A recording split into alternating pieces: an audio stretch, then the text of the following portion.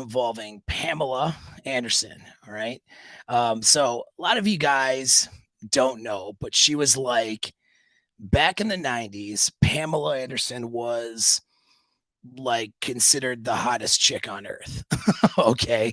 Like there was just no debate. She was that perfect late 80s, early 90s. She was like the gold standard. You have like maybe arguably, Kim Kardashian or something at one point was kind of the standard nowadays. Standards of beauty do change a little bit with social things, but back then the blonde, big boobs, slender body, whatever, like her look was the look that everybody was looking for. All right, for the most part. And that was what was popularized in Hollywood. And of course, she had gotten into several relationships, and people tracked that, talked about that. And this next Netflix special, covers that. All right.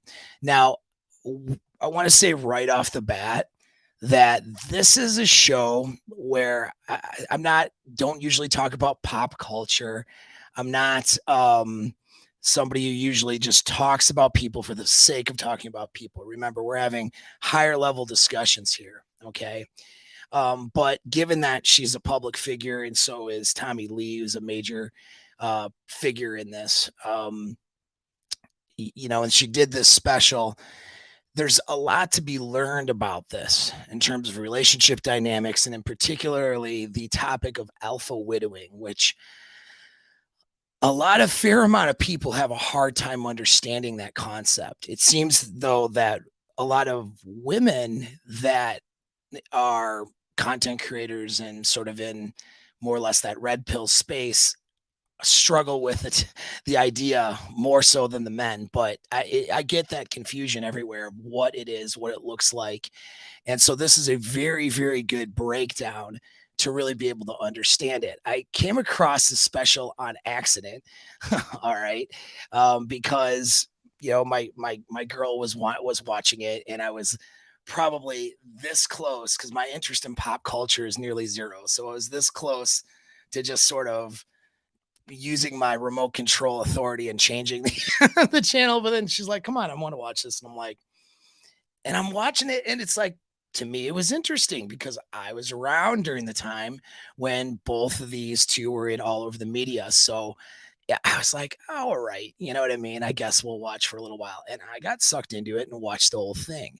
Because when you're watching it from that that awareness, we could call it a red pill lens, right? There's a lot about it that makes sense, that's not going to make sense to other people, and we're going to break that down today. But I want to say though, right off the bat, this is not in an attempt to shame or try to make Pamela Anderson look bad or anything like that. In fact, I think that she's actually, in my opinion, a pretty respectable Hollywood figure. And in fact, they cover this in the show. It turns out she's actually a good actress, at least now in her older age, in her mid 50s. She's been doing Broadway, which is no small feat. They do like 8 shows a week, and it's a lot on the body. It's a lot on the voice. It's Broadway is a big deal. Real actors get into Broadway. We'll say it like that. I mean, I don't know. That's, of course, a blanket statement, but it's Broadway acting. You can't just do that and be talentless and have the success she's having. So she definitely has talent in acting, which is something that wasn't well recognized, and probably because she wasn't that developed of an actress in her earlier days. She was so attractive back then that she literally got discovered, which never happens. I mean, usually, and my producer Glenn, by the way, is doing an excellent job at producing and working our way through all the ins and outs of that. He's been in Hollywood. He'll tell you it's like you put a lot of work, and you have to do a lot of small parts. You do a lot of stuff before you really get into bigger parts. And that's for most people. There's very few people that get miraculously discovered and then all of a sudden make it big. And she was one of the very few people where that actually happened with, so that's how attractive she was. She got spotted on a Jumbotron at a sporting event and then ended up in Playboy next. It was a play, was one of the Playmates.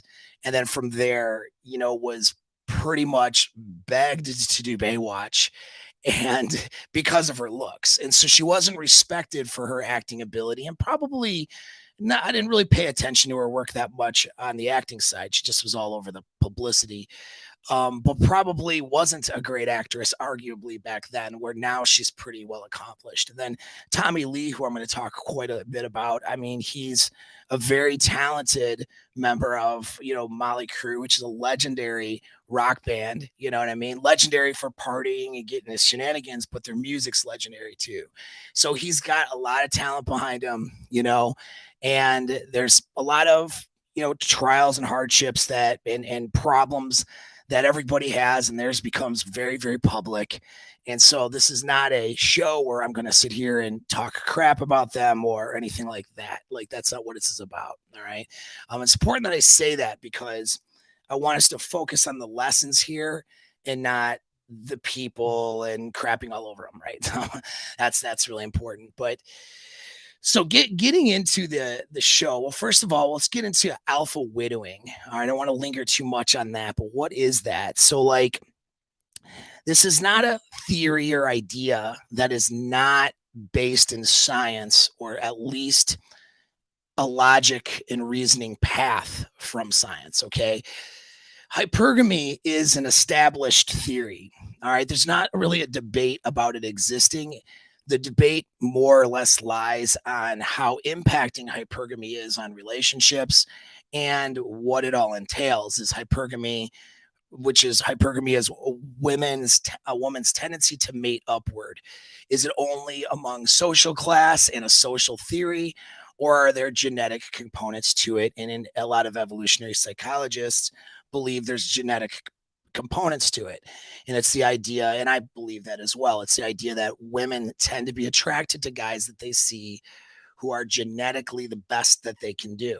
So they're always striving to mate with that next best thing and that best, component. And if they think they've reached that, then they're going to be able to have peak happiness in a relationship, and peak, we'll say, desire in a relationship. And they're going to show up and be that best partner, which in my coursework and my individual work I do with men, I'm teaching guys and training guys how to be the best guy that they can be and how to develop their seduction skills and also their skills in choosing women that will see them as the best, right? Because that's going to allow you to have the most likelihood of success in your relationships. If she sees you as second or third place, her desire isn't going to be there at a peak level most of the time. And that means her emotional buy-in or motivation to want to work things out with you, to want to improve herself and change things about herself, to be in a better relationship with you and to build that future with you is just not going to be there. That motivation won't be there. And you'll see, it'll be a lukewarm to bad relationship, and those usually will end up ending. So as a prerequisite for getting into a long-term relationship, I recommend that guys are not giving away that commitment unless they reasonably believe that he's the girl's best. Okay. Because that needs to be the starting framework of the relationship, because relationships are difficult. They're not easy. And if they were, people would be successful more often. Okay. And they're just not. And so you don't want to start off from a broken framework in the beginning. And by broken framework, I mean where, she likes you, but she's not in love with you, kind of a framework. It doesn't grow into that burning desire usually. I've had it happen with my clients because they learn how to seduce and show up and be better and be more attractive. And she may have married the guy or got with the guy liking him, loving him, but not seeing him as that best. And then that develops in the relationship. That can happen, but it's a harder way to go. And it's much less more likely. A better, healthier framework starting off is that she sees you as that from the beginning. Because there's going to be times during hardship and during the relationship where she's going to question the success of the relationship, or she's going to question you as a partner. It's natural to do that. Okay. We're wired to mate switch, not be together for 20, 30, 40 years. Doesn't mean we can't be together for 20, 30, 40 years, but our wiring is to mate and then discard after a few years, really. That's what it seems to be like. And so, how do you prevent that from happening, or how do you prevent yourself from losing a investment in a relationship and in this other person in a couple of years? Well, you got to start from a good framework, which is where she desires you, sees you as the best. So with hypergamy, what that means is, so the hypergamy part is discussed in different areas of the scientific world and sociology and evolutionary psychology. Excuse me. So that's a theory, right? But then we have the idea of alpha widowing, which is more of a red pilled theory, but this is one of those red pilled theories I definitely agree with, and would ascribe to, because it makes sense logically. And I think I'm going to give credit to Rollo Tomasi on this one. That I think that is the first place I heard this theory, and I was pretty adept in evolutionary psychology before I read his first Rational Male. And I was like, this was one of those ideas where I read it. I was like, oh, Kelly, okay, that does make sense, and that it does explain a lot of dissatisfaction women do have in their marriages and their relationships when they settle down. And so and the logic follows where if she wants to be with the best that she could do, that means that the guy who was the best for her, and this is all subjective, it's all her perceptions, the one that she perceives as being that best dude, that's that guy that holds that place in her mind and in her life as the guy that, she puts in that category. Every girl who's ever had sex before, okay, is alpha widowed essentially by somebody. All right. Meaning the guy that she's her sexual partner, that it's not all about sex, by the way, but it's about the entire picture. But I mean, I'm using sex as a criteria here.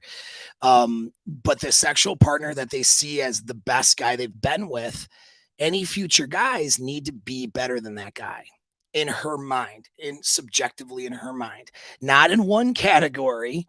All right. That's where the binary thinkers and the autists can get it wrong. All right. It's not like, oh, this guy's 2 inches taller than this guy, so he must be better, or some such thing. It's the whole picture, okay, of the guy, but and it's all about her emotions and her experience with that guy. The intensity of her emotions is what makes the difference between her seeing that particular guy as her best and the best she's ever had, or the best that she has ever done, and seeing other guys as not that guy. And what you end up with is a situation where a girl wants to settle down and be with a guy that is her knight in shining armor, her prince, her whatever, right? Well, what is that? She's settling with that guy that's the best dude she could ever get. That's what every girl wants, what every girl dreams of. That's what their hindbrain genetic mating drive, which is a primal drive, is geared them towards. All right. And you run into this tragedy, though, and it's really a tragedy, and it's a tragedy for the men involved, and it's really a tragedy for the women involved too. And that's where, some of you guys come to my channel and you've been burned by chicks, and you want to see them get their comeuppance. That's like the most popular thing. If I did more videos on girls getting their comeuppance, I'd have a lot more views. But the the fact of the matter is, if you want to do well with women, you have to have empathy and compassion for them too. All right. And the alpha widowing thing is a fact of life that, it's a tragic thing. It's sad. And it happens sometimes. And it's sometimes we can say it's the girl's fault. She's running around being a 304 or whatever, but not always, not always. And nobody's prepping her, just like no one prepped you as a dude for all this shit that goes on in the dating and relationship world. No one's prepping her either. And there's a lot more long-term consequences to her past behavior on her future success than a guy's past behavior, So as guys, we do have an advantage, I feel. And we need to be happy about that and have gratitude for the fact that we don't have some of the same constraints that women do, but we also have a little bit of compassion too. That 50-year-old woman who's been alpha widowed and she was trying to do things right and lost a guy for whatever reason and is sort of feeling stuck, like she can't outdo that person, and she probably never will in terms of the experience she had with that other guy. That's a tough pill to swallow. And women hate this topic because they know they know it's true to some degree, and it's a major like existential threat or fear. And things that are existential threats or fears are things that people want to ignore. People want to not face or look at, and argue against in often the most vehement ways. But you'll see as I go through things in this special that it's definitely a story of her having been alpha widowed. And I want you to watch the behavior and see how that unfolds and see her words, her commentary, because I have these guys all the time that ask me, well, how do I know if she's been alpha widowed? And then I'm like, well, dude, if she had sex before, then she has been. The question is, are you going to be the better guy than the guys that she could be with in the present? Or than the guy she's been with in the past? Is she going to see you as that? That's the question you need to ask. Not, has she been alpha widowed? Because the answer is going to always be yes, unless she's never had a sexual relationship before, right? And so guys don't even understand this. Guys are nervous and panicky when they get some of this information, but not enough of this information to protect themselves. And information by itself will not allow you to protect yourself. All right. It's only going to give you anxiety. You have to develop skills. Okay. My channel is here for you for free to help you as best as I can on a free platform to help you develop skills and understanding. And this is going to be helpful to women as well as you as men. It's helpful to everybody. For as many women that cry about the things that I have to say because they don't like some of the realities that are out there. All right. This shit will help you, and it helps them too, whether they know it or not. Okay. And then, of course, get on apexmindset.net and book, ask about my mastermind group. I need to get my marketing platforms together again and offer that, but it's unofficially open right now for taking on new people. So I recommend you do work with me and my group where there's some high level dudes in there that really know their stuff for the next year, and sort out your relationship area of your life, your dating, your sex area, all that stuff. Just sort it out, whether you're in one right now, whether you've just broken up for one, or whether you are wanting to be on the dating market and date a bunch of girls and have some fun, whatever. I recommend it because it's the skills that will protect you. You are safe from damage, harm, and any of the bad things that you've ever experienced in the past with women when you have skills, period. That's what keeps you safe, is skills. All right. In skills, game, and then understanding selection, boundaries, inner game, emotional self-control, all those things will help you. Okay. So let's get into it. So the, what is actually though alpha? So that's another thing. Alpha is a kind of a container word, right? Guys will use it, and the ultimate alpha is Jesus, or something. That's a Christian will say that. Or the alpha is a misogynist, toxic male, according to somebody who's got a certain political view, and is very, maybe against, masculinity. It's a crazy word that people plug in stuff, whatever to mean whatever. Jesus was never alpha. He was not alpha. Yeah, and so. What is it? Okay, there's actually there's actual scientific definitions for it. Okay, it was pioneered by Francis de Waal, observing chimpanzees. He was a primatologist back in the late 70s, early 80s, and he made some comparison to human social dynamics, and he used the term alpha male in talking about dominance hierarchies. And you can look at Jordan Peterson and other people who've had some pretty good lectures on dominance hierarchies, not so much in the sexual marketplace, I would say, but I mean just in general. But here's a good taken from a scientific paper. I'll read this quote. Across the primate literature, the alpha male is described as a dominant and aggressive individual with priority access to resources and females for reproduction, is considered attractive and desirable by females, and is more sexually active and reproductively successful than his subordinates. All right. That in that context, in that definition, it's not necessarily the baddest dude who can beat up everybody. Okay. It's not necessarily the most the most moral and just and right person, or the most aggressive person. Okay. Alpha male, according to what tends to be broken down in scientific paper and literature, has to do with mating and reproductive access. That's what it is surrounded by. They tend to be more dominant and aggressive individuals than their peers. That doesn't mean they're overly aggressive and don't have mating opportunities because of it. They're just out of the general pool of men. They have more dominance and a bit more aggression, and they have priority access to resources and women. Okay. That is your basic definition of an alpha male, is the guy who basically women want to have sex with that guy. All right. He's considered more desirable and attractive. Now, say what you want about Tommy Lee, but in his day and arguably today, he is an alpha male by definition. He couldn't beat everybody's ass. He's not beating mine. Okay. But that's not the definition. The member, the bad boy from Motley Crue comes in the room.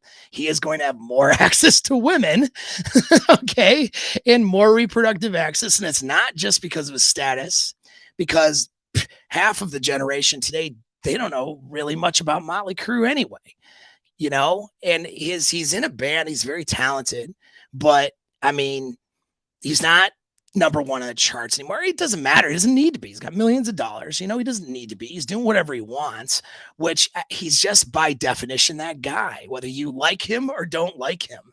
You liking him, or you thinking your idealized version of what you think an alpha is, may or may not fit the definition in the literature. Okay. When you look at the definition, what we're talking about, he fits that criteria, that description.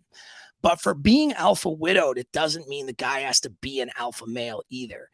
It's just her subjective experience.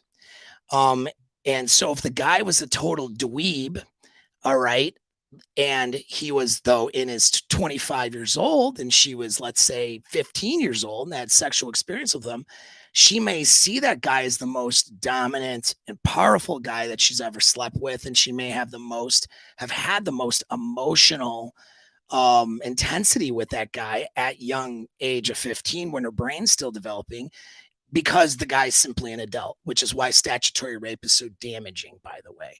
And I'm not an advocate. And in fact, even in my own life, I walk that walk. I mean, when I was single, I had girls under 21 trying to mess with me, and I wouldn't go under that. You know what I mean? Like, it's just a personal thing. The power dynamic's too great, and I know that if the chances of me sort of alpha widowing that girl, I feel like she doesn't have enough agency. You know what I mean? Even at the legal age of like 19 or 20, I just didn't feel like she would have enough agency to be able to handle an adult relationship with me, even a casual one. And so that's just my standards. I got friends who have daughters. because I'm not a young man particularly. I have friends who have daughters who are, in that young age, and I just wouldn't want to do that. But that's just my personal standard. But anyway, but leading into it, that's what an alpha male, okay, is we're talking about here. Now, the show begins talking about her early experiences. I'm only going to highlight the stuff that's important for the topic. All right. One thing I do want to say on that, though, and this is for my parents out there. I did mention I have friends who have daughters. Okay. This is for my this is for young girls aren't going to watch this.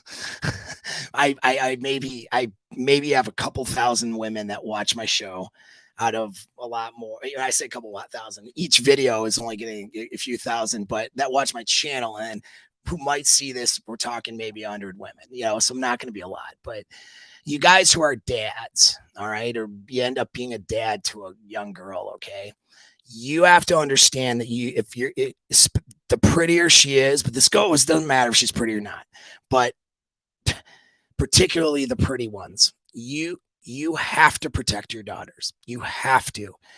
If your brothers, if your family to a young girl who is a pretty girl who's going to grow up and be attractive and who has just aesthetically good looks, even at young ages, not that you would be not sexually attractive ages, but even young ages, though, you need to be protective over these girls.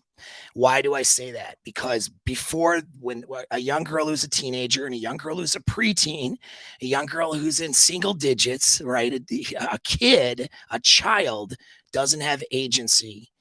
All right. Not really. And she's not mature enough to make adult decisions. And she is a walking victim for predators. And that's not to say that, young boys can't be predated on, but that's not the topic of today. All right. We're talking about, the situation with Pamela Anderson. And one trend I've seen, they start off talking about how she was sexually, molested by a babysitter growing up. And she was, statutory raped when she was like 12 by a guy in his mid 20s. Like that shit should never happen because dad should be all over that. All right. That's why dads are around. Okay. That there's a reason why your masculinity is important, and protecting your kids is one of those reasons. And, that can frame somebody's outlook and prognosis for dating and relationships in a bad way for the rest of their life. Sexual abuse can really damage a young girl, and that damage can persist as an adult. All right. I'm not saying that a girl who's been sexually abused or statutory raped is doomed forever, but there's some trauma and there's some things that she will have to work through and overcome.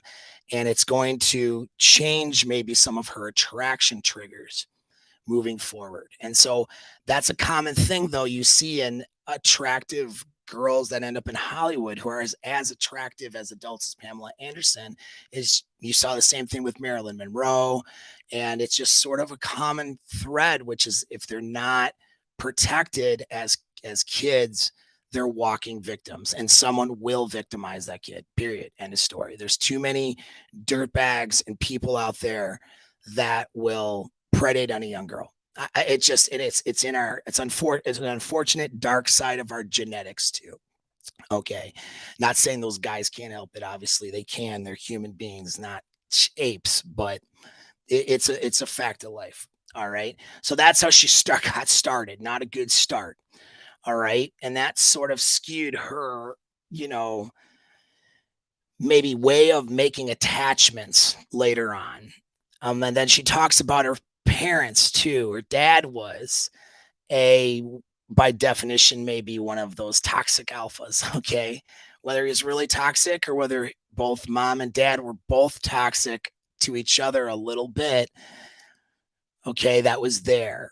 But he was that dominant guy that, and they go into that and they don't say it like I'm saying it. So when you watch the show, if you have a chance to watch it, you'll pick out like he was the bad boy and he was this, he was that. It's all the traits that demonstrate that he's that kind of that alpha uncontrollable guy. And that was sort of dad for her. So now you have sexual abuse, which tends to skew a girl towards wanting a more dominant and more intense experience later. She skews towards that to overcome that trauma, whether she realizes it or not. Because even if it was an unpleasant experience, it's still intense. And so the intensity of the experience in a sexual framework is what she's going to need and want in order to be able to overcome past intense experiences, even if those intense experiences weren't good, as in the case of abuse situations, right? Or yeah. So I'm trying to censor myself a little bit for YouTube because I don't like that. So then she gets into it. She's dating around Hollywood. She had her little, what we might call a hoe phase. Okay. But you're noticing a trend, which is that she really falls hard for dudes when she falls for them, or she really is almost addicted to that. We'll say load and want to call it honeymoon phase. I won't call it a love bombing phase because I don't assess her as necessarily a BPD type of a person. I get none of those signals from her. But yeah, and so it indicates an attachment issue, right? So that indicates that there might be a bit of anxious attachment there, right? Or and that anxious attachment, meaning feeling really attached to a guy that she's into and getting there right away very quickly. What ultimately follows that is fear of loss, fear of discard, fear of being harmed. If she's been through abuse, those fears of harm will go right along with the attachment, and then that will cause her to do behaviors in the relationship that maybe aren't quite as healthy, right? Maybe intentionally inspiring jealousy, for example, and then playing like, oh, I just did this, maybe not being a good communicator in certain ways. And these are things she's not going to be self aware on, right? So she could bring her, and why am I breaking this down? Let me remind you that this is things that this is situations you guys all get into.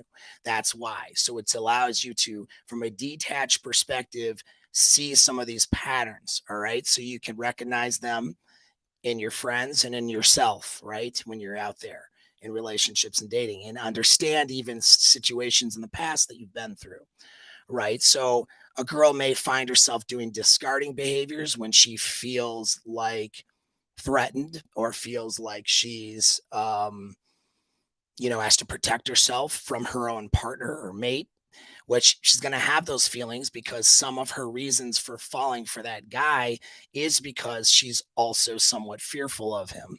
That's what the sexual abuse can frame as well. All right. So there's always a attraction to a, a girl as to a guy who she knows could harm could harm her, but won't.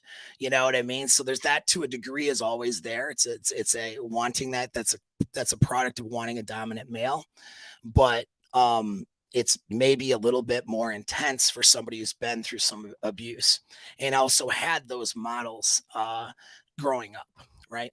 And so when you're vetting, of course, women in your own life and you see these patterns in her past, and she talks about those things, because when you're talking on dates and hanging out and post sex, post Netflix and chill, right, a lot of times you should be learning about each other, and these are things that will come out and you'll notice them.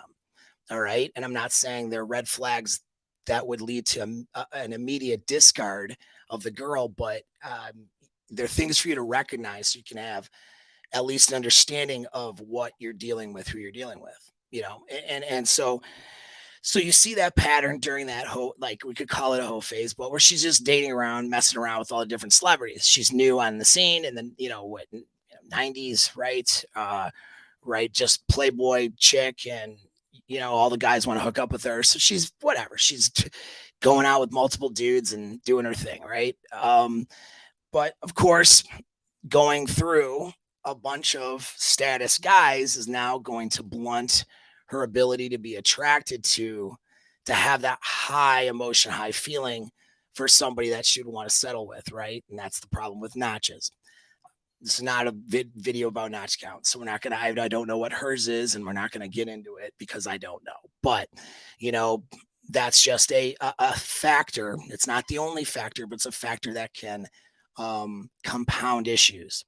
And again, this is the same girl that will go through these things in her 20s, and you guys will settle with her when you're in your 30s, or you've gotten your divorce done in your 40s, and you meet a cute girl who's in her 30s, or maybe in her 40s, and you're in your 50s or 60s, even. And that's in her past, and that's her track record. And it's not about her track record or shaming her for it. It's really about what has she learned from it, and what has she been able to have awareness of and overcome. And most women don't have awareness, not their fault entirely, because nobody's telling them these things. And they're not able to grow or overcome from those things because of that lack of awareness. And so these are things to recognize. And so now we can get into some clips here, but what you'll notice, I'll just to frame.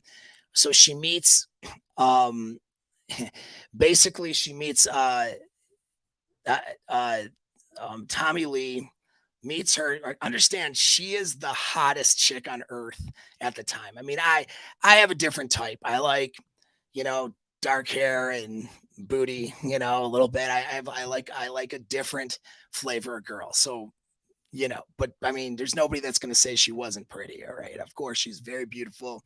And she was also she was the high status woman. Okay. She's had a, more or less a career, and she was that piece that people wanted.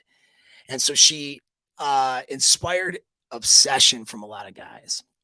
And that's a lesson here to learn out too. There's nowhere in the definition of alpha males that says that an alpha male is going to be this aloof, cool guy who's never obsessed with a girl. That's bullshit. Okay. That may be how they act. Like Tommy Lee might have been that guy for thousands of groupies. Okay. But when he sees a woman that is top tier that he wants, alpha males tend to be more aggressive and they go for what they want. And so it's not always healthy. It's not always what I recommend, in fact, and it often puts them in a bad framework in a relationship, which is why alpha males lose relationships a lot. Okay. But it's a factor. Or guys, they can get obsessive, and that's not an alpha or beta thing. It's that mate protecting drive that's there, and it's present in our drive as males. Okay. How it shows up might be the difference between an alpha type male or a beta type male, but the drive is still there.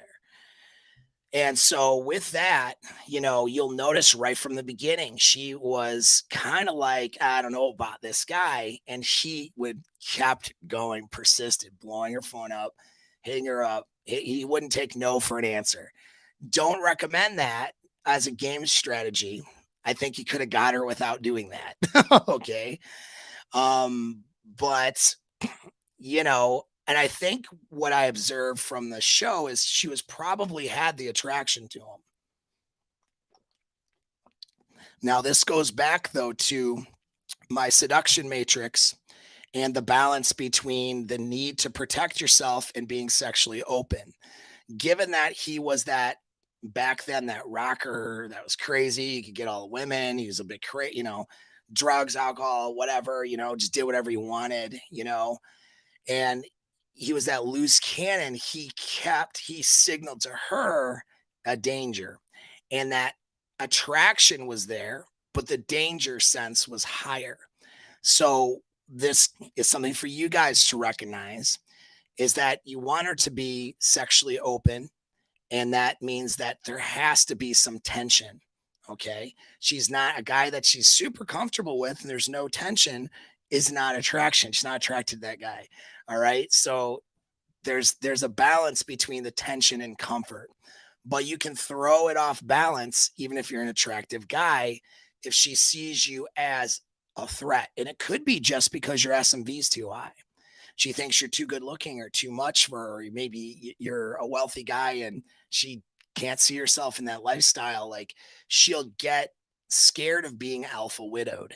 She doesn't know she's scared of being alpha widowed. She doesn't know what that word means, but it's a fear of getting a great emotional investment into somebody or getting into it with somebody and then getting discarded, then getting hurt, kicked aside, right?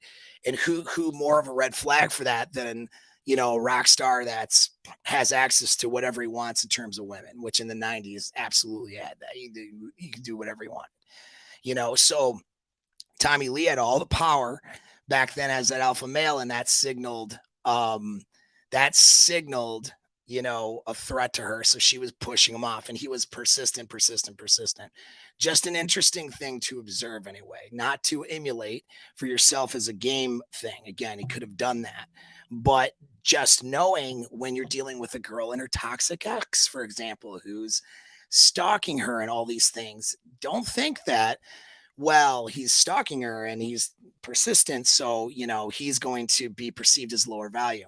If she perceives him as higher value and he's persistent enough, she may discard you for that ex.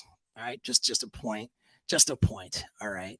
So that's something you'll notice right away. Then they meet up at, some whatever tropical place. I don't remember where, did a bunch of ecstasy, hooked up, and then got married like 4 days later. All right. So there's the relationship there. And so let's enter into the picture what drugs, okay? Be careful about girls who are party girls who have a drug background because drugs, that was the first time she did ecstasy. I'm not going to say that she's been out, she had been with Tommy Lee for a number of years. So it's not just because of the ecstasy that's the reason or whatever. Do you know what I mean? But things like drugs can create a more intense experience sometimes than what she's going to have sober. So if the girl was a party girl and getting railed out on ecstasy or coke or whatever, that could mean that she's having more intense experiences with strangers and short-term partners, and that she then blunts her ability to have an intense experience with you sexually. Now, the solution to this is to be better and able to create such an intense experience sexually for her that it overrides all that stuff. Most guys are not good in bed. All right, they're not good sexually. That's just a fact. All right, it's just the statistics show that. All right, and so when you're normal or average in bed, you probably think you're great in bed. And that average experience, which may be good, right? It's like no pizza's bad pizza kind of theory, but wouldn't necessarily override, back in her party days when she used to do drugs and bang. When you're really, I will say this, when your sexual skills are high, though, you will create a much more intense experience sober than you ever will on the influence of any of those drugs, just even MDMA or ecstasy. That's the reality of it. Okay. Because her neurochemical response is in a sober sense isn't being, there's parts of that system that get corrupted for having the intense levels of emotion of orgasms. Even things like cocaine or Adderall and some of these things, a lot of times the orgasms can be blunted. Depends on the girl, but having and being able to create an intense sober experience where that's how you override that. But just saying, that's just a thing. So if you have a girl that's a casual sexual partner and she's great in bed, you're having fun with her, but she's had a lot of intense drug experiences sexually, and you sort of get the feeling that the sex is good whether you're there or not.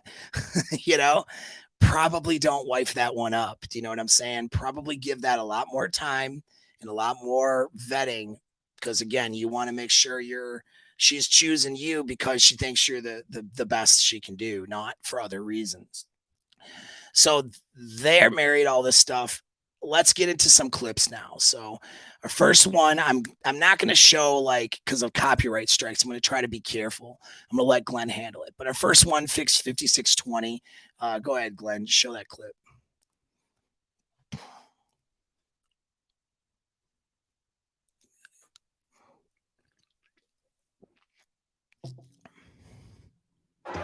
My parents were watching Brandon. We were leaving, and the camera was right in my face. Walk out of here. Hey, Tommy! And then we got pepper spray. How dare you spray fucking pepper spray? We didn't spray anything. You're drunk, man. How dare you do that? Where's your towel this time of the morning? Where's your baby? All right, good.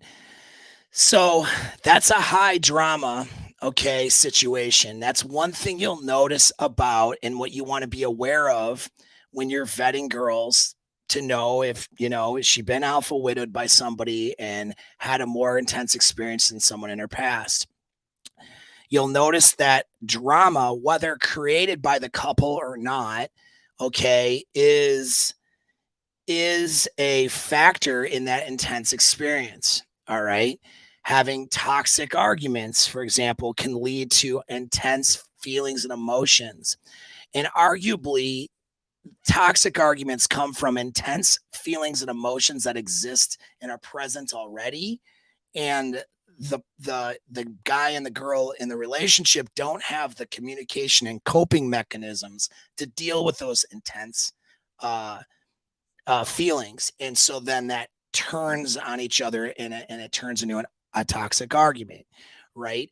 Having those coping mechanisms, by the way, is part of your inner game in your mental and emotional stability and ways of handling your own thoughts and emotions, and it's so critical as a man in maintaining frame. All right, now in this the clip you just heard, he was paparazzi was following him around, and it was all this drama about their sex tape and all that crap. You can watch the show to learn about that. I don't care about it. But that drama, I mean, they were at a club hanging out, paparazzi's following them around. I'm sure they're drunk and there's some alcohol involved, right?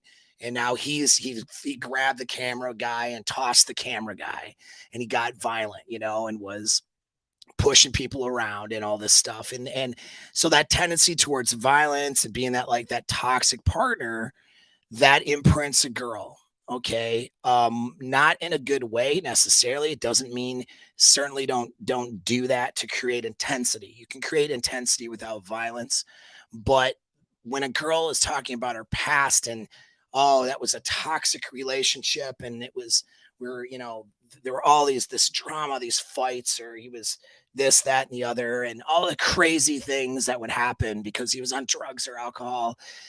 That's somebody who's created an intense experience for that girl. And it may not even have been in the bedroom, but the overall experience and her emotions during the time of wanting to pine for that guy become more intense, and it can make the sex more intense too. It's that drama, because that becomes a cathartic release to a lot of stress and tension. And so that all adds to her perception of that guy as being the best she can do on a genetic level, is the intense experience. That's something to watch out for.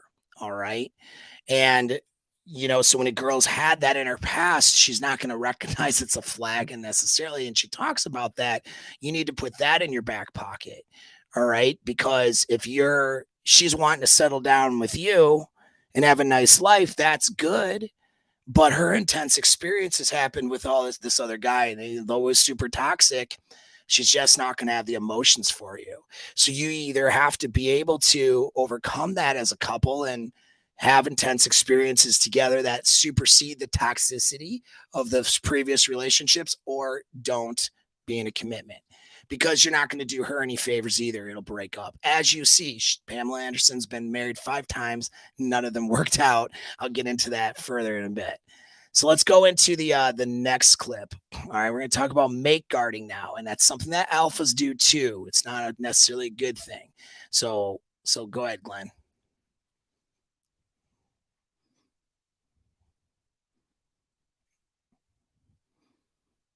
Glenn's getting there. I romanticize the past. So, I mean, now that we're talking about it a little bit, I can remember some things that were really big red flags. But if I didn't think about it too much, I would think our relationship was perfect. Tommy comes by every day. He's here every single day. He's basically moved into my trailer. while I was on Baywatch, I would be in my trailer and he would sneak in because it was his time with his wife. Tommy was so jealous. I thought it was cute. I thought it was cute. She thought it was That cute. was what love is. Oh, that's so romantic. It's my last season of Baywatch. I had to kiss David Chokachi, but I didn't tell Tommy. He lost it. Had to kiss a guy on set, didn't tell him. He came The and jealous guy fell out she's on with. set, put his fist through a cabinet. I apologized for not telling him, lying, as he put it, and told him it wouldn't happen again. He would always know when to show up. He would look at the call sheets. He would see what scene she was in. Okay. So, yeah. So let's talk about that and toxic nature. So her framework of being a very attractive girl is that when guys get violently jealous, that becomes an attraction trigger for her. This is not a good attraction trigger and not one you want to necessarily build. Okay. And this defies a lot of the internet theory from non-experts that any signs of jealousy is weakness or beta. That shit's been getting put out there since, some of the dating coach bullshit, YouTube stuff from 10 years ago. It's not necessarily true. Sometimes mate protecting is very beta, and sometimes it is not. Okay. And when involved with high drama and even violence, oftentimes a girl can see that as attractive depending on her background. And remember, she had abuse scenarios when she was younger. She had a very domineering, intense dad who was at times intense and would have these outbursts, you know what I mean, and aggression. So signs of aggression are not beta signals. I keep telling that to dudes, like when because you guys listen to stupid shit on the internet and you're not paying attention. So I'm glad you're here. Okay. But when a gorilla pounds his chest and punches a lower gorilla until that lower gorilla goes away to keep that gorilla from mating with his chick, right? That's not a beta characteristic. Okay. That's that gorilla doing what alpha male does, which is being violent. Now, I don't suggest you guys are violent or anything like that. Okay. But the propensity to violence, you should have at least the ability in order to protect yourself and all that. But I mean, it's a strategy. It's not a good one. All right. I don't teach that men do this sort of thing to get their girls, because ultimately what ends up happening is that behavior causes the alpha male to spin his relationship out of control. And so that's why it's a bad strategy. So here's a guy who has this girl who is noted as being one of the best looking girls,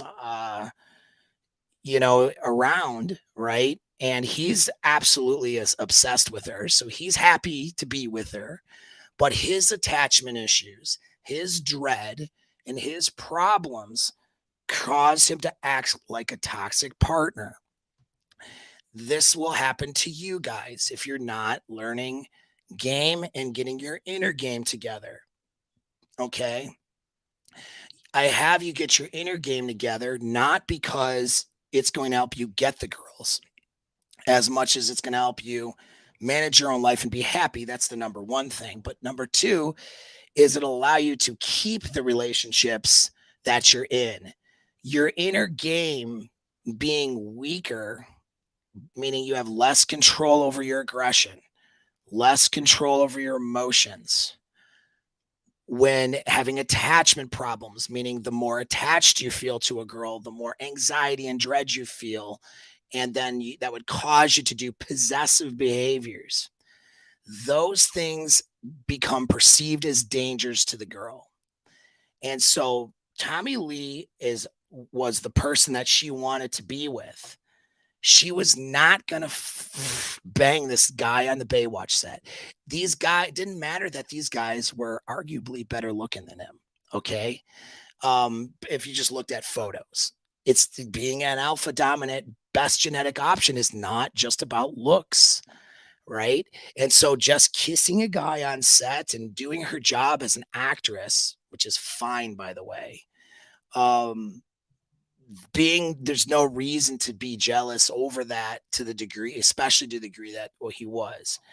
And on the one hand, some of his smaller jealous behaviors and protective behaviors were attractive because of her attraction triggers, but ultimately it led to the demise of the relationship because those behaviors built up over time and that made her feel unsafe and insecure. So the reason why a girl breaks up and leaves her sexual best is because she doesn't feel like she can do it anymore with that guy because she feels unsafe. That's the general reason. There's a myth out there that all these alpha male chads are just banging these girls and leaving them as alpha widows and broken and whatever. I find that that's almost rarely the case. Well, I don't want to say rarely, but just not. I mean, guys are out there. Certainly the chads are out there banging the women, but a one night stand with an alpha chad is not enough necessarily to alpha widow a girl because she may have had a great intense experience with a guy who's that chad, but there's no emotional development there. So it being a short-term mating experience, it could only get to such a level of intensity. The guy that she has more, time and effort in with, that's more of a relationship that does also then inspire those intense emotions for her. That's more of probably the guy that she's going to be alpha widowed by, not by some one night stand with some good looking Chad guy. Okay. And so with that, why do the relationships break up then? Oftentimes the guy ends up having to leave her or she ends up leaving the guy because she's scared. She has anxiety. She doesn't feel safe. And if the guy is, sometimes that happens just because the guy's SMV is just too high for her. And then her dread blows it up. And that happens. But the other reasons is if you add some toxicity to that, toxic arguments, a lack of emotional self-control, she will feel fearful. I'll tell you, embarrassingly, like in some ways from experience, okay, when you're seen as that dominant force in her life, anything you do has a much greater impact to her emotional state and well-being. If you lose your cool a little bit and you raise your voice, to you might not have been that crazy or out of control, all right? But she might perceive that as absolutely devastating and fearful, and she'll perceive it as this massive attack, and it could give her this huge sense of insecurity just because you raise your voice or you lost it a little bit. So there's a burden of being a dominant alpha male that you have, is that you have the burden of not only performance, but the burden of being able to have self-control and discipline. Discipline and self-control is what's going to get you to keep your relationships. All right.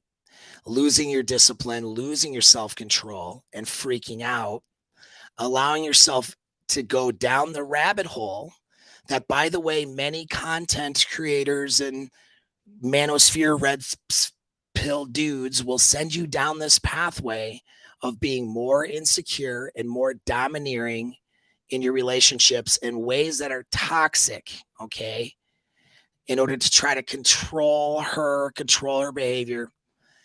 If you're doing those things, there's a high chance you'll lose your good relationships with people that you're attached to. All right. And so this is a great example of that, because got no indication that she was going to go mate switch on him. All right. She was, by all accounts, from what I can tell, seeing him as the apex alpha in her life. But him losing cool, losing control, which at first a little bit of that jealousy was attractive to her, but then which then inspired and fueled more of it, because we naturally do more of what people will, of what results we get. So when we get positive reinforcement, and especially if we're not aware of thinking about it, we end up doing more of that thing. And that's what he did. And unfortunately it led to the demise of the relationship, where he was showing up on set being controlling. And in that clip, he had trashed her set, trashed all this stuff, absolutely out of control. And that's sending that violence and that uncontrollability. The red flags she talked about in the beginning of the clip were attractive because that is the indicator of an alpha dominant male. But his inability to have self-control ultimately led her to leave this relationship after a point. And it was just a matter of time. All it took was time and one more incident, and she was out of the relationship. And it's to her own demise, as you'll find. But he's actually the one who's affected less by the loss. However, that doesn't mean it's good. He has to live with that if he even knows or is aware of it. I'm sure he's doing fine, but it's just not good. If you want to build that, with somebody, you have to have, again, it's a burden of being that alpha, is emotional self-control. That doesn't mean you never raise your voice either.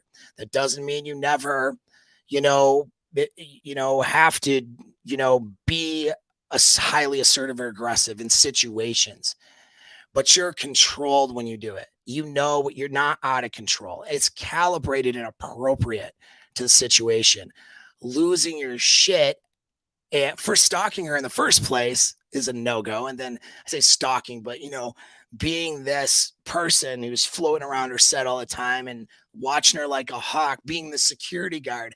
I call it being the security guard. I used to laugh when I'd go to bars and clubs and some girl would be hitting on me and her boyfriend's in the background, it's like, and when I was more of a dick back then, I'd be like, who's your security guard? I see you got a security detail. That's, by the way, if she's got those friend zoned orbiters that want to bang her, but she's put them in the friend zone hanging out with her, and being dicks, so won't talk to you, all this. You just say, well, if you can get away from your security detail, come over here. I'll have a drink and a good conversation. You know what I mean? And then she'll laugh because she knows it's true. These guys are pathetically mate guarding. And that's when the mate protecting, which is being protective. This is my terminology, not necessarily an Evo Psych differentiation, but mate protecting can be attractive when you're protecting your girl from harm, right? Or from intruders or assault or something, right? Or from uncomfortable situations or any of those things. But when protecting crosses into mate guarding, now you're actually showing yourself maybe as the weaker, less of a sexual option. You know what I mean? What you're saying is that she has better ones out there and you have to make sure those guys don't get to her, right? That's the psychology. It sends, even though she saw Tommy Lee as top, that as the best she could do at the time and still today, that signal sends a mixed signal. Here's this guy she absolutely adores, but now she has all these feelings of confusion because part of her saying, wait, maybe he's not the guy, right? So now her attraction is confused, because he's doing so much mate guarding. And then it turns into toxic and violent behavior. Now it's like, and you're in danger. That sense of danger will cause a girl to break it off with a guy that she sees as her best. All right. In order to protect herself and also assuming maybe future mating opportunities that might be better for her. And so that's a surefire way. If you guys have done all the work to be that alpha male in a girl's life, and then you don't have your inner game together and you lose your shit all the time, that's a good way of causing your relationship to end. All right. And so that's what we see here. We'll go on to the next clip there, if you can do that, Glenn.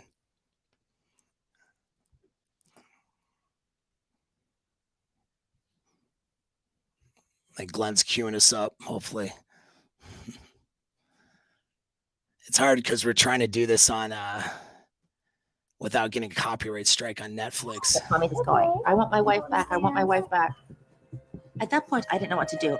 And I just said, I need some fucking help around here. I said, if you got to grow up, it's not about you anymore. And I'd never spoken that way to him before. I'd never, ever. I didn't recognize him. He went black. And then I started hyperventilating, scared. Brandon was shaking and screaming and holding my leg. So I called 911. I put the receiver off.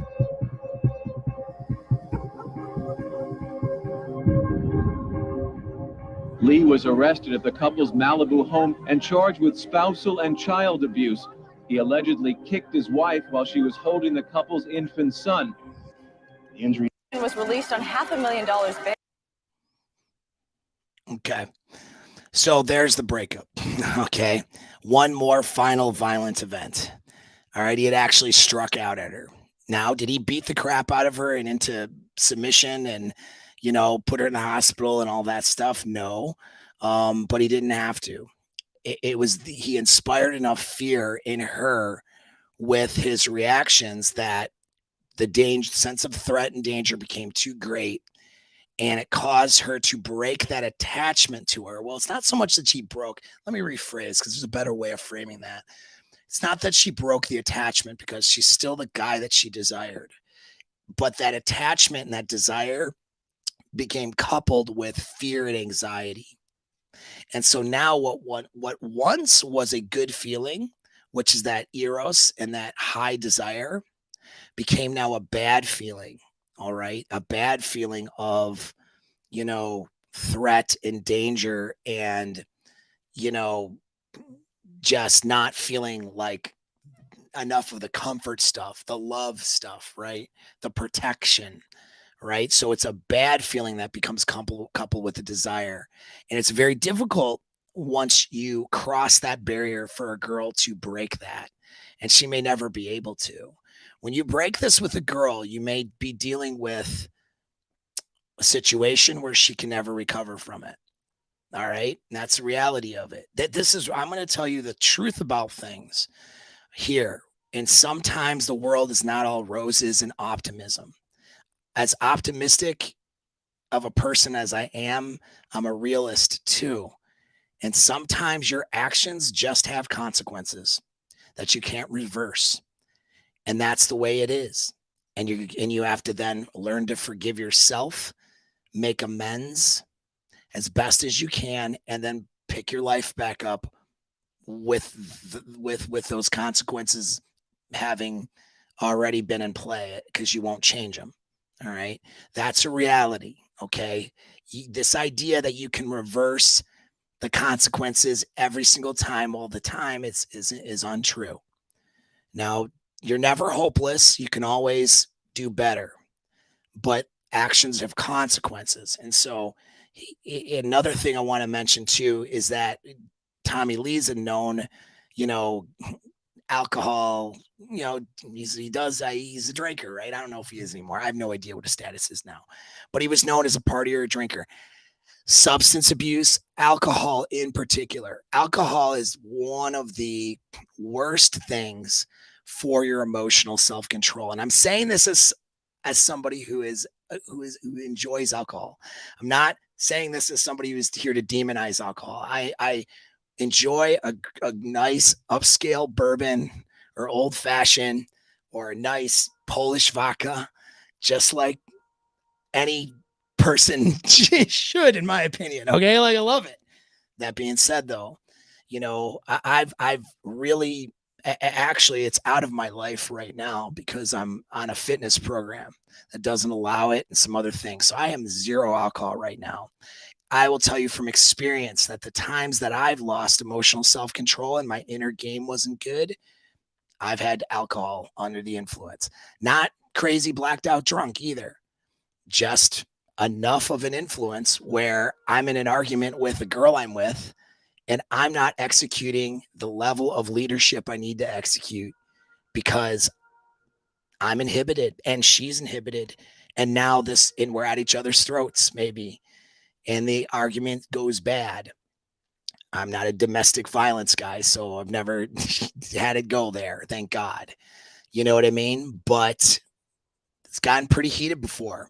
Every time alcohol was involved. It's not that often I've had that, but it was enough times for me to know that that's what it is. And then when guys come to me with problems, that's something I look for now when they talk about some toxic argument at the end of an evening. How much are you guys drinking?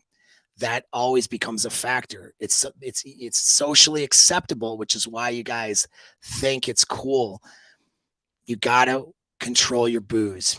All right. If you expect your relationships to work well, because high emotional relationships or any of that stuff comes up, that is a recipe for things to go wrong pretty badly. And so it's just not worth it. You can enjoy alcohol. Well, if you can't enjoy alcohol, like you're an alcoholic, then just don't freaking drink. There's nothing wrong with that decision. All right. Some of the best people I know just have a genetic reaction to alcohol.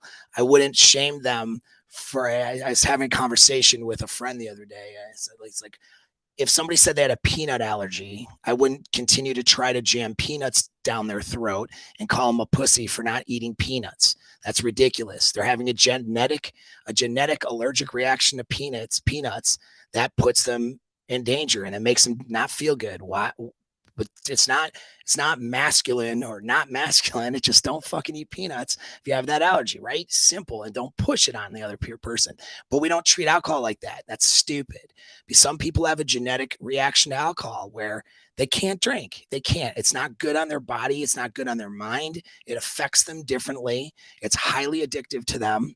So fucking don't do it. And if you're that person's friend, I hate to make this an 8th grade health class speech, but y'all are adults, but y'all are fucking stupid. And you do this all the time because I've been in the places where y'all do it. You know what I mean? Like it happens.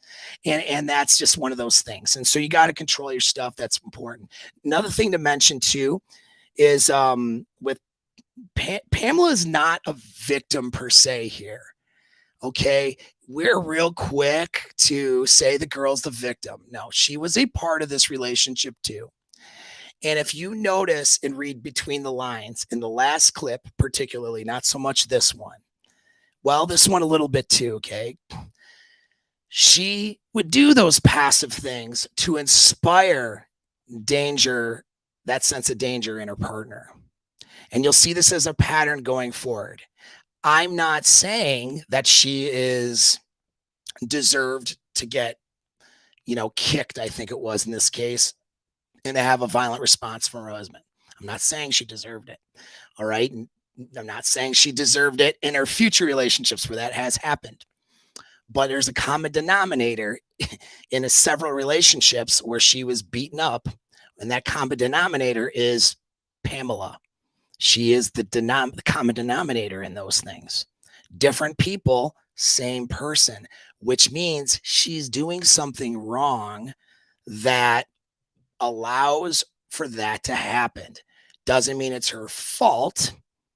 The guys have agency and shouldn't beat up on their woman, okay? But it means that there's something she's doing, and this applies to anybody who has ever felt victimized, all right? Don't ever take on the stance of fully being a victim, even if you were absolutely assaulted and it's not your fault. It's not about placing blame. It's about placing control in your hands. If I'm assaulted or robbed or something, I'm victimized. I didn't deserve for that to happen, but I'm going to look at what I did and could have done differently. That gives me power over the assault. All right. She clearly had relationship patterns of some toxicity. To what degree, I don't know. For example, she's dealing with this jealous guy and she's not telling him that she has a scene where she's going to kiss this dreamy guy on set. What did she think would happen? That he would be cool with that? Right? I mean, even if Tommy Lee wasn't a jealous guy at all and was visiting set, common sense would say, hey, you know, I have a scene, even if he's not going to show up to set. Hey, I got a scene today. I'm going to be kissing a guy. Just FYI, so you know, it's not a big deal. Give him the opportunity to go, it's okay, babe, that's your job. I'll have to kiss you better later for it then. You know what I mean? Give him the opportunity to have that sense of security inside himself and execute that frame and be that attractive guy. But don't let it be like where you're out kissing guys on set and you're dealing with going back to your trailer and having meetings with people, different things. And that guy doesn't know what's happening. That's disrespectful, a little bit, I think. Now, to what degree? It's going to depend on the relationship. Some guys, I don't care what she does. Some guys will be like, yeah, I'd like her to at least tell me what's going on in her life. I mean, that I feel like I deserve that respect. That either way, but this is a clear demonstration of not having discussion about boundaries in a healthy way, not instilling or enforcing boundaries as a man. Okay. Like if he had a boundary, she's in acting. She's going to kiss dudes on set.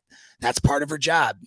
That guy, Tommy, in this case, had to have a understanding of that and decide what the boundaries were. All right. Maybe here's the boundaries. You just tell me about it if you're doing that, if that's what's going to happen or whatever. So I'm not surprised. There's ways of dealing with boundaries and none of that was done. And then he freaks out. Well, she was a part of that freak out. She didn't deserve for his reaction, but she knew he was going to react poorly if she was thinking about it. And some of her behaviors would cause those reactions, I think she liked to stimulate insecurity because she was fearful of dominant men as much as she was attracted to them. And so then she would do things to shit test. And that's what shit tests are. It's not something that woman is consciously aware of, but it's a test to see, is this guy going to overreact or is this guy going to, part of her is sort of testing. And women test, they do, because that's something that somebody who is in the less dominant role does in order to make sure their safety is ensured. And she had some anxious attachment, right? And so there's no question she showed up in a way that inspired some of these things in her partners. And as you'll see in future stuff, right? And so we'll go to the next one, Glenn. I think we're switching gears here. And we wait.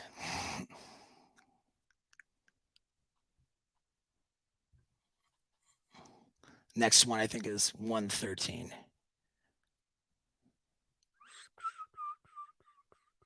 Hope you guys are liking this, hit the like button, all that shit. Jam the like, say something nice in the comments. I don't know where Glenn is. Glenn. Did he fall asleep on me? No, there we go. Did I have this? It's when we first moved into the house. Say, I'm Dilly Doo. I dearly do. And I love you. I'm like all cute and Brandon's like a little devil. Oh yeah, now you. Your daddy, Tommy Lee Bass, and I were married after knowing each other for 4 days. Love at first sight. This is his mobile on the Baywatch set. He likes to see his bra. Isn't that pretty? Mommy and Daddy will eventually be able to be friends, I hope. But I want you to know that I would rather be alone than ever live with that abuse again. You will always be in a safe place. It was challenging when Tommy and I separated and they didn't see their dad a lot. I'm trying to sleep now. Get out. You don't talk to mommy that way. You warming your butt up? Dylan, you are lying right next to me as I write this in Mommy's big bed. I love you so much. I'm crying. And with my tears, I have marked on your little... All right. So you'll notice after the breakup's over with, she's still pining and thinking about this guy and trying to resolve it, writing in journals, writing notes to her children to see in the future. Like, it's a major emotional event for her. When a girl loses that alpha male and isn't, she's alpha widowed, she's not replaced that guy with somebody that she has higher, more intense feelings for, it's a devastating loss. You know what I mean? And it's something that she'll hold on to the rest of her life. And so for you guys, and what you guys don't want to be is the next guy, right? I mean, it's one thing if you're, friends with benefits, but it's another thing if you're trying to plan a relationship in life with this person. And so, you're the next guy or whatever. You're not, she's still pining for that guy in her past. And some signs of that would be saving stuff. You see, when a girl is over a guy, she's over him, right? It's like she has relationship amnesia when she's with a guy that she sees as better or whatever. All right. But if she hasn't, I mean, she's keeping mementos, she's keeping photos. A great way to tell is looking at her social media. Not so much when she's single because girls don't necessarily purge their stuff. And sometimes girls will purge their stuff out of anger from the alpha guy. That's the alpha widow guy, right? So it's not a sure thing. But if a girl gets in a relationship with somebody and she leaves up all of the couples photos of the previous guy, it could be an oversight if there's not that many, but if she's got quite a few, that's a pretty good sign that that's a guy that, she pined after. At least that's the signal. It's not a sure thing, but it is. Definitely keeping love letters, keeping text streams and things that she can look back on is definitely, something that she could look for. So, I mean, that's what you see here developing. And what you're seeing is that essentially now she's realizing now how trapped she is. Okay. How much it's like she's in a big mistake now, which is she fell for a guy she can't be with or doesn't feel like she can be with, at least. And now what is she going to do? And that's the mistake. Okay. And this is why girls, for the few females that do watch this, that's why you have to protect yourself from getting into relationships that are going to be toxic, where you're going to have high emotions. You could find yourself falling in love for a guy that you can't be with because either he's too toxic or you're too toxic or whatever. And the reality is, as you'll see later, it would have been better to try to work it out. Okay. And to try to do things to work it out if the guy was willing to participate. But she walked away from this. Her emotions told her to do it. She's certainly a gorgeous girl, so she figured, I'll just do better. I'm sure I'll recover from this. Everyone else in her social circles, and this is where social circles are the worst thing for girls a lot of times, because they will tell her friends and her family will feed her with bullshit based on their bullshit. Okay. And when people give advice, you got to always ask where that advice is coming from and where that point of reference is, because people tend to give advice, not everybody, they tend to give advice from a point of reference of their own bullshit. You're getting their bullshit projected on you more than you're getting objective advice most of the time. And girls look to friends and family and to their social environment for assurances.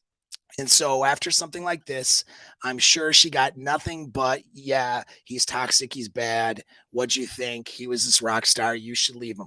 All of those stuff. I'm sure that, and it's not all bad advice, because certainly putting up with possessiveness and abusive behavior shouldn't be something she should put up with, or any girl should put up with. However, was there a chance of reconciling? Was there a chance of counseling? Was there a chance of any of that stuff? Like, that was never talked about or looked into. And, sometimes if the answer is to be alpha widowed forever, or to maybe try to work it out with this person, the better answer for the girl is usually to work it out. I hate to say it, as long as it's not so incredibly abusive, right? Where you're talking major injuries, hospitalizations, like lots of things. But I'm not saying she should put up with abuse. Understand that. And that's not what I'm saying. but they should have been learning better communication and coping skills long before he laid hands on her in that event that caused him to go to jail for 6 months, right? It should have happened when he was possessive, going to her trailer and going to her set on Baywatch. They needed better coping skills. And so when you see it, if a girl's watching this and you see your relationship to this guy that you see as your best going in that direction, it's time to start, trying to get those coping skills before it's too late. Because you lose that relationship, you're faced with a tough decision. Do I try to work it out now with the guy who basically was abusive towards me? Or do I let it go and potentially never be able to do any better? And the arrogance of women today is unsettling, because they will sit there because it's their own cap. It's their own cap. It's their own bullshit and their own self-protection. They will sit there and tell each other, you go girl, you can do better. You'll just find a better guy. You don't need to put up with that. All of this stuff. And they're not wrong on half of it, but they're missing the part of the emotional connection between those two people is important. And sometimes you defy what logic is, maybe to make sure to work out on some stuff, because the consequence here was she didn't learn maybe some of the lessons she should have from this, which is not entirely her fault. It's just because nobody's telling her. And I mean, hell, she booked one session with me after a breakup. She would have been fine. Now, I hate to say sound arrogant, but it's true. Well, fine if she would listen. But it just leads to, a downfall and demise. All right. Let's go skip to Glenn. If you could skip to, I'll skip 113. Can you just go to the next clip, 122:20? We talk about her next marriages now real quick. Yeah. Give me 45 seconds to do that, and I will have it up. Oh, okay. I had it set for 113. Oh shit! All right. You want to go to what was that again? Let me pull up. 122:20 roughly. 122:20. Yeah. We're gonna try to blow through these kind of quick because I have a session now I'm supposed to be in with a client. I'm pretty sure he's watching, going, "Come on, bro." So I want to wrap this up in the next 5 or 10. Copy that. It is coming up in 3, 2, 1. There we go. All right. 1 second. And I married Kid Rock. His name is Bob Ritchie. I take you, Kid Rock, to be my husband, my constant friend, my faithful partner, and my loving cowboy that I will ride forever from this day forward. All right. So she meets Kid Rock. What's that? Pineapple. Oh. We had great time together. I don't know. My bad. I stopped it. Yeah, we good. Yeah, we'll hit the next one, but I'm gonna blow through these now. Okay, so I don't have the article queued up, but I'll summarize it. I read an article. In the interest of time, it's not that important, but I read an article which, what are we noticing here? So we noticed that the next big relationship, she's basically trying to repeat her experiences from the alpha, but it's with a lesser dude, and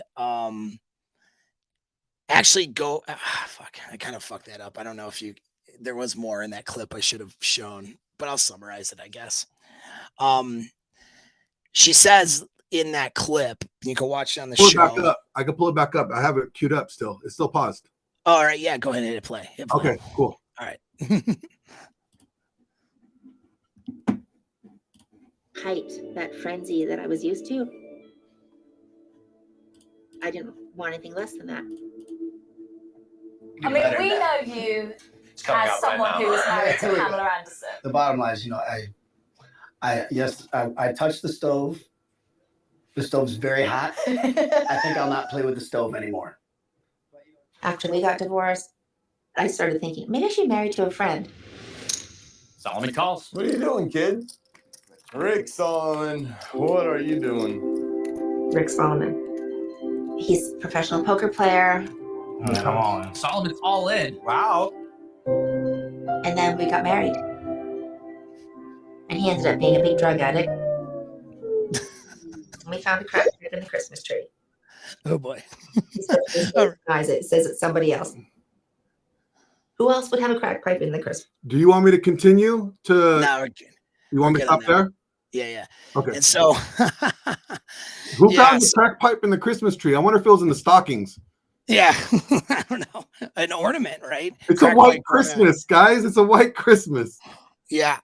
And so what you're seeing now is she said so in that she didn't want to, basically she's explaining, I'll paraphrase, that she didn't, she's used to having this intense relationship and this, and with this, dream relationship and this rock star lifestyle. That's what alpha widowed her, was with Tommy Lee. And then she tried to repeat that with Kid Rock and she couldn't.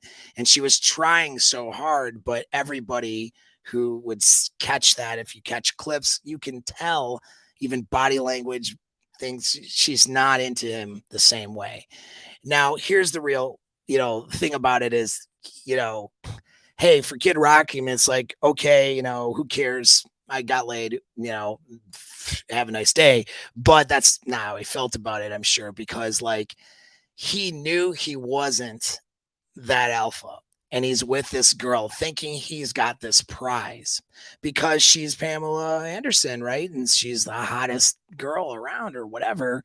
He thinks he's got the prize. A woman is not the prize if she doesn't see you as the best. That's the lesson here. I don't care how hot she is. All right.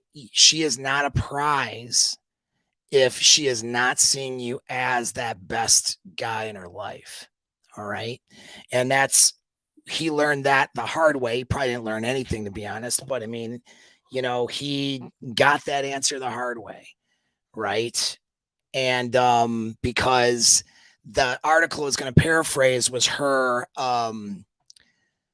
experience where it was the demise of that relationship. And she said there that I never felt like I really loved this guy.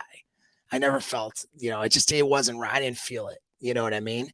Well, yeah, it didn't, because she was hung up on her last relationship, and Kid Rock wasn't the guy. He didn't have the behavior. He wasn't, probably wasn't in the bedroom for her the way that he, her previous partner was. All of the things, it all adds up to him not being the better choice. And he got treated like not the better choice. And, he lost his cool at some red carpet event where Tommy Lee showed up and pulled her on his lap and all kinds of stuff. And I'm sure she played along with it, even though not wanting to, like, logically not playing along, but like, I'm sorry, like, she's not going to be able to help the attraction signals she would be having for the guy that alpha widowed her.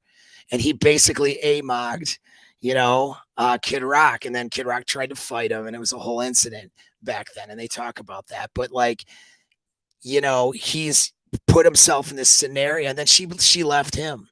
He put himself in a scenario where two boyfriends were in the room. One was clearly the more alpha than the other in her perceptions. And so she left that relationship. And so you never want to be that guy. You don't want to be the Kid Rock in this scenario. Okay. The nice dopey guy that was cool to her kids at the time, and not the guy that she has the high desire for. So let's skip ahead to 126.08. If you can skip ahead to that one, where I labeled it her attraction to alphas. And while you're looking for that 126.08, Glenn, I'll just talk. All right. So, I mean, in the interest of time, I'm not going to go through all these clips here, but she basically, next person she gets into, she's looking for these intense events. And this is why girls, when they've been alpha widowed, tend to seek out and go for, if you're ready, just let me know. You seek out and go for toxic partners. I'm ready. All right, go ahead. Okay. It doesn't matter what people think. I'm attracted to these very hetero, masculine men. their initial attraction to me might be, oh, she's the Playboy thing or this kind of sexual thing, but I'm not the damsel in distress. I'm very capable, and some men hate you for being something else, and then it can become violent. For me, because I could leave at any time, I used to always say, I don't need to be with you. I want to be with you. And if I want to leave, I can. And if I ever really kind of stated those facts, it made people more insecure. And then sometimes they start grabbing you by the hair and throwing you into walls and like stripping your clothes off. Craziest stuff would happen. It just touched some kind of weird part of a man in my relationships anyway. So she would go for these, she was attracted to alpha males. Most girls are. That's what she's demonstrating there. And that's what she had imprinted. And she did things to make them crazy. Not that those guys aren't responsible for their own actions, but her testing behavior and her attachment anxiety would cause her, and her sense of danger with those guys would cause her to test and test and test and put her, inspire this jealousy, which isn't hard to do when you're a super hot girl, right? So it's a mix of her treating them and making them feel like $1 million, and then probably testing and making them feel like, and you'll in other clips, making the guy feel like she could replace him. You know what I mean? A mixture of those types of behaviors, or maybe he's not the best, those kinds of things. When they went through, I'm not going to show all the clips. It's not, but when they went through her track record of relationships, it was like, she was basically just trying different things and then marrying these guys, hoping it would work, and none of it was working. And one of the guys, the last marriage, I think, the last marriage broke up just because whatever. But I mean, one of them was with an athlete, like a soccer player, right, who ended up crushing her hand, like got very abusive. He denies the allegation and doesn't have a history of abuse, but I'm sure he is caught up in this dynamic with her and does not have the inner game emotional self-control to walk away from her. And she's picking those guys, not intentionally that she's aware of it, but that's part of her mistake. Her paradigm is picking those guys that would have a propensity to lose control, but then probably also not communicating in a healthy way.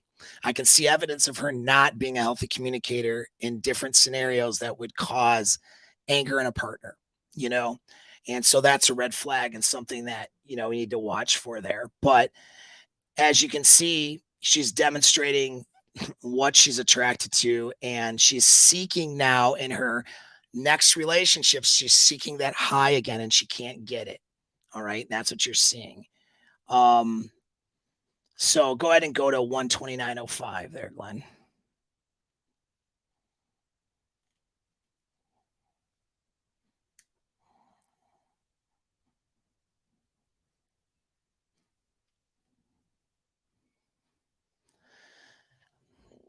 Yeah, and so there we go. I'm queuing it up.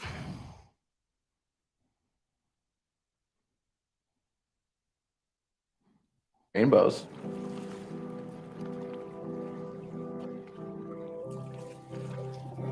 There's two Greek words for love, like eros and agape. Eros is more about passion and sex and crazy.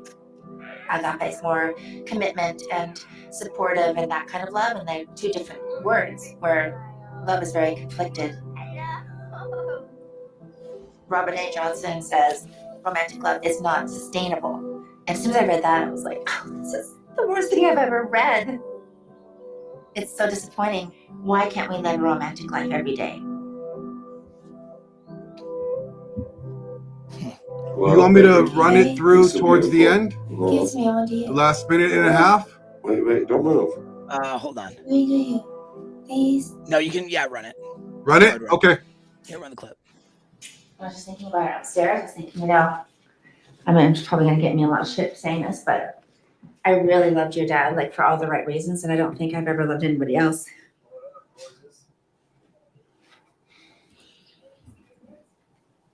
There we go. So she's saying in her mid 50s. Go ahead. You can just play it.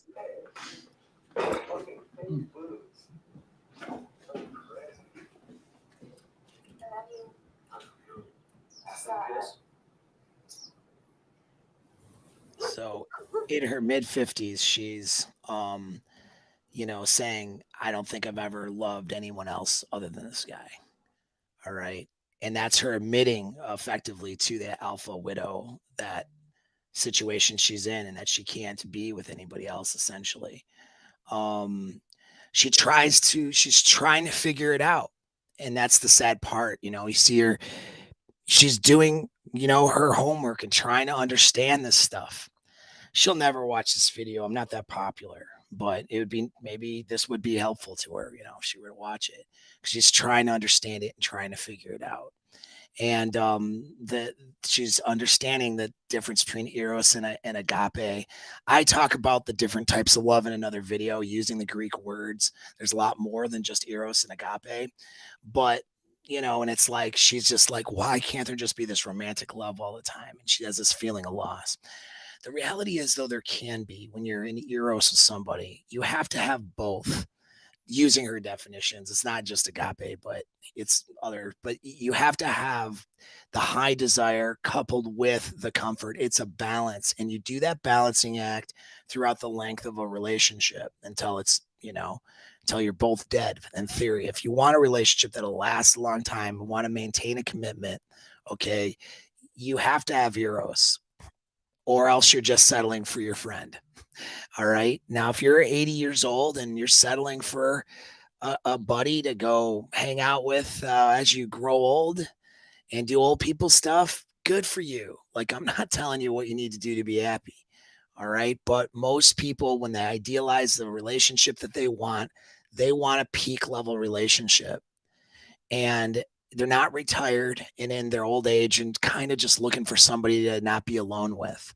They want to be with somebody that gives them those feelings. And even a woman who's in her 50s wants that. Okay. They all do. And you guys want it too. Otherwise, you would just date casually, bang hoes, and call it a day. There's a reason that y'all get into relationships. You want that. You want what's more. Has to be eros. Now, the challenge is, will she ever be able to have the intense experience at 55 that she once had 20 years ago?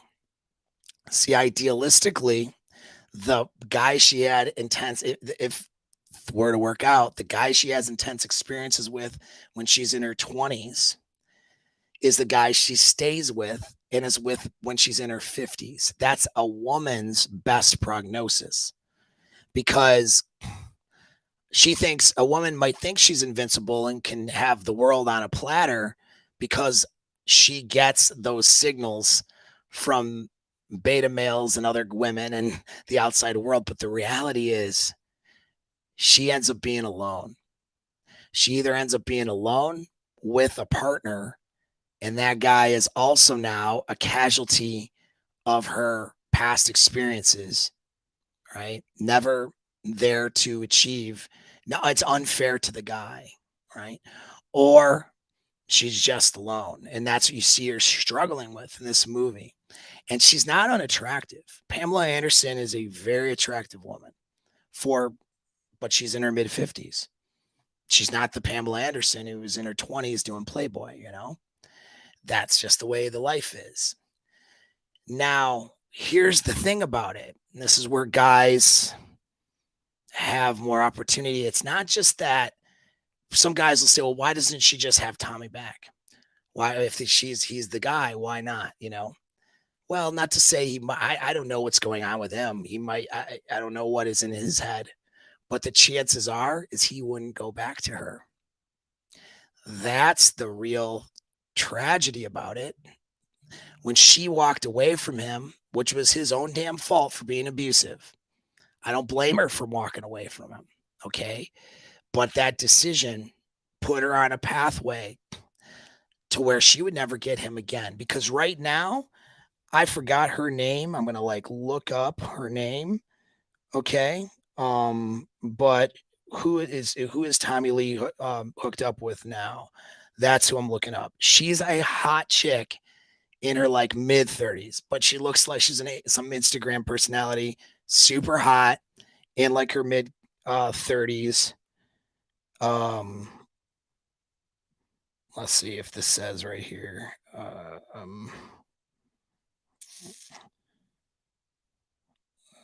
Tommy Lee is his spouse. Are they married? I don't know. Oh, Brittany Furlan is her name. They got married in 2019. She was, she's 36 years old, but he is 60 years old. So Tommy Lee is a 60-year-old man. He's with a 36-year-old hot girl.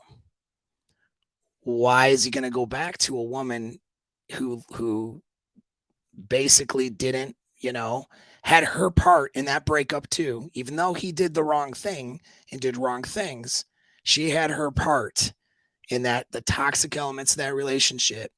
And they broke up, and she wouldn't go back to him when she had the opportunity. Why would he now go back to Pamela Anderson at 55 when he's 60 years old and he has Brittany Furlan in her mid 30s? Again, emotions play a role. Maybe he does in the future.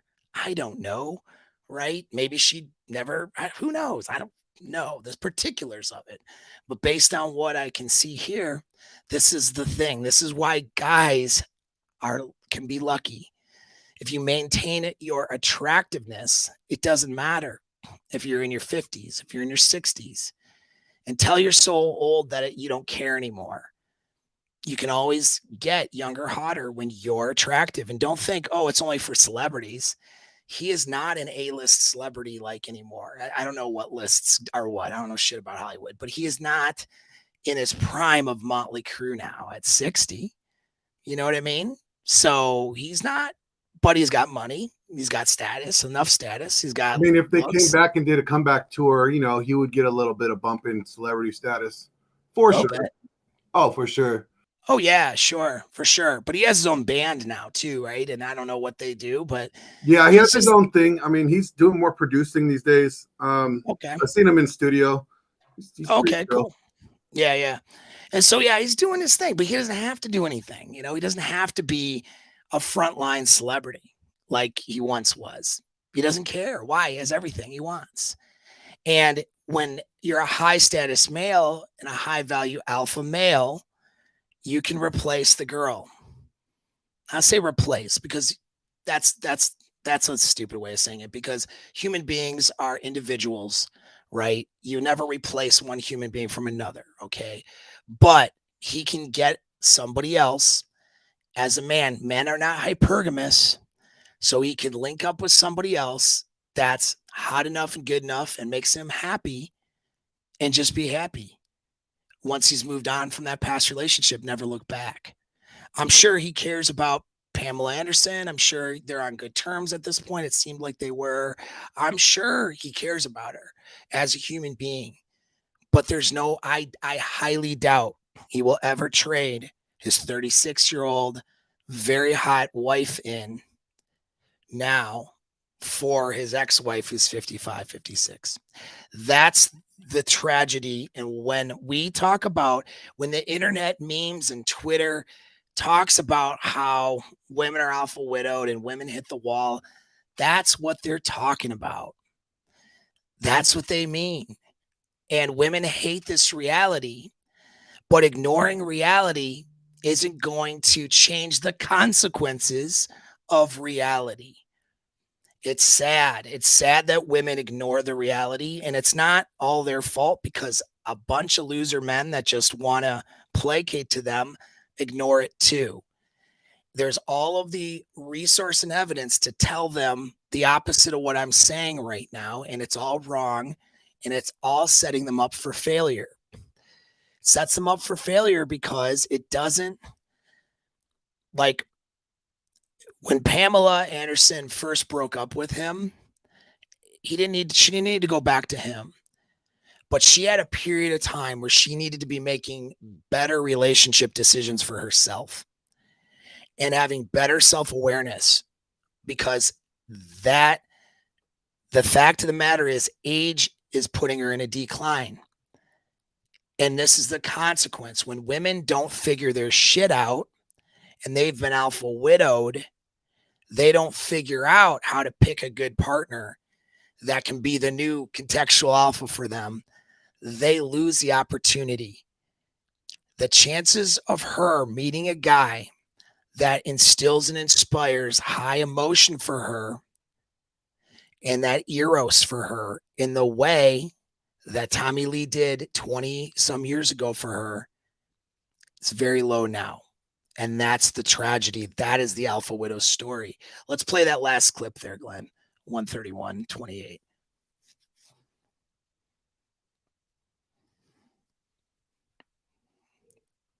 Pulling it up now. 121:28. Yeah, that last one there.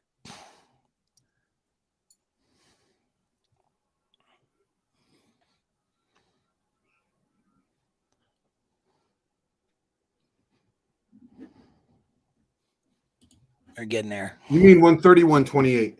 Yes, 131:28. 131. I thought you said 121. I was like, that doesn't sound right. Oh yeah, no, 131:28.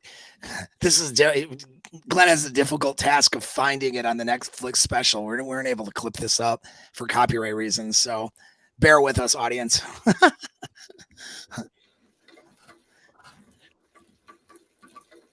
But yeah, you're about to see in this clip, she's going to explain.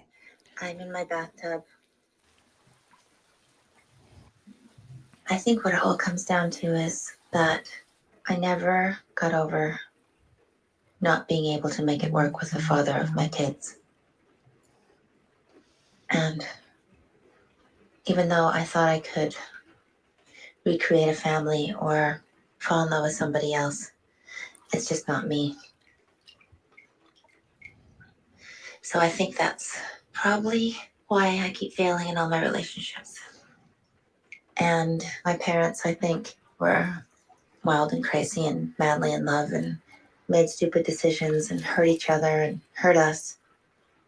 But they stuck it out and stayed together. And I can see that they're happy now. So I think I'd rather be alone than not be with the father of my kids. It's impossible to be with anybody else. But I don't think I could be with Tommy either. It's almost like a punishment.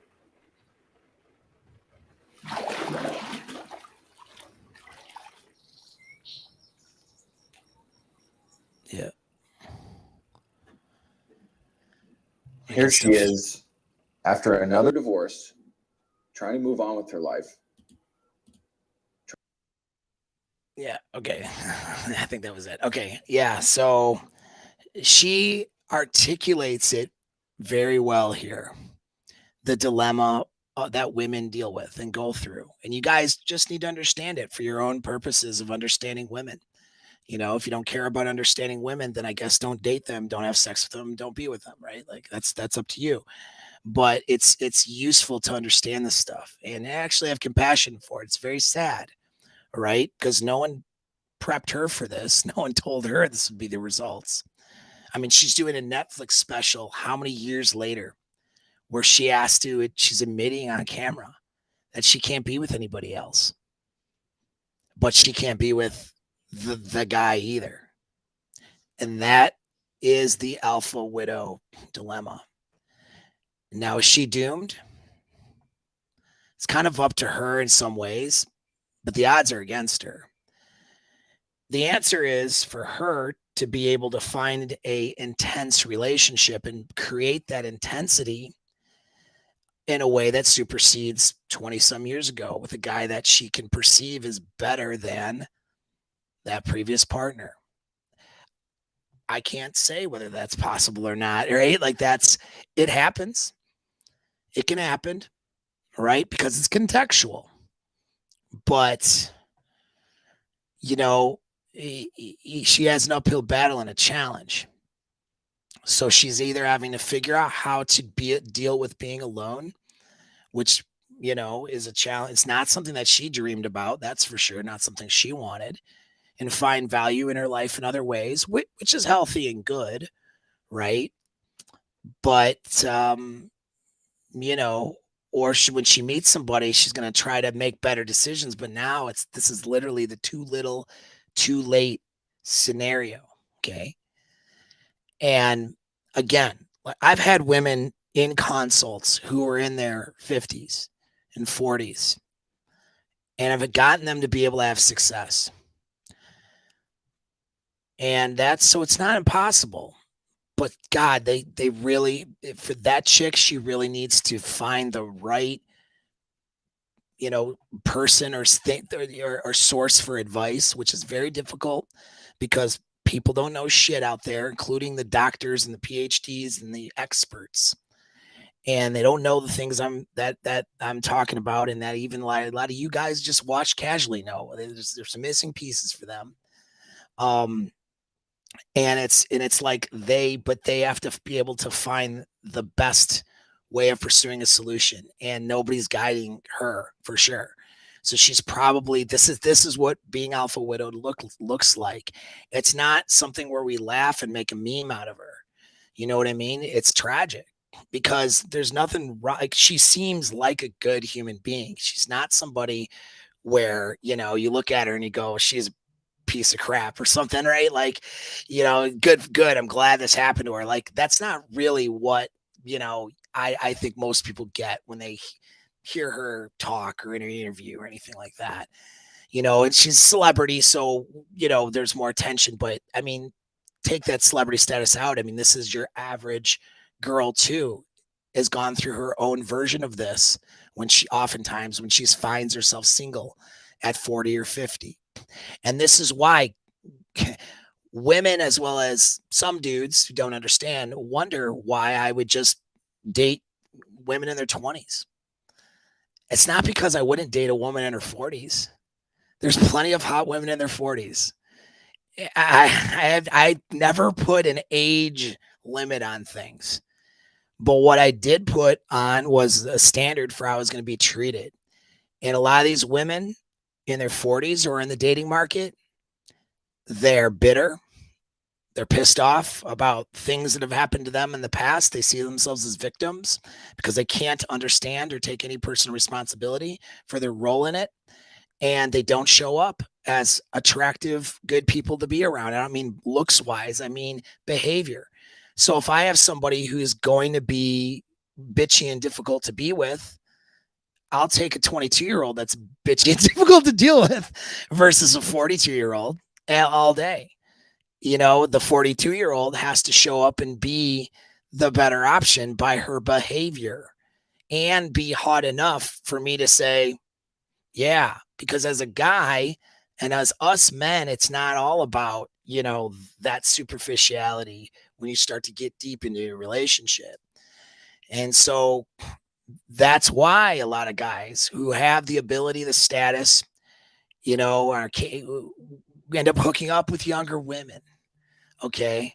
And so it's not because they have some weird fetish for other women. It's because the younger women are attractive. They're more fun, and they may come with baggage and trouble, but the 42-year-old's coming with more baggage and trouble. So then you end up going for the one you feel better with.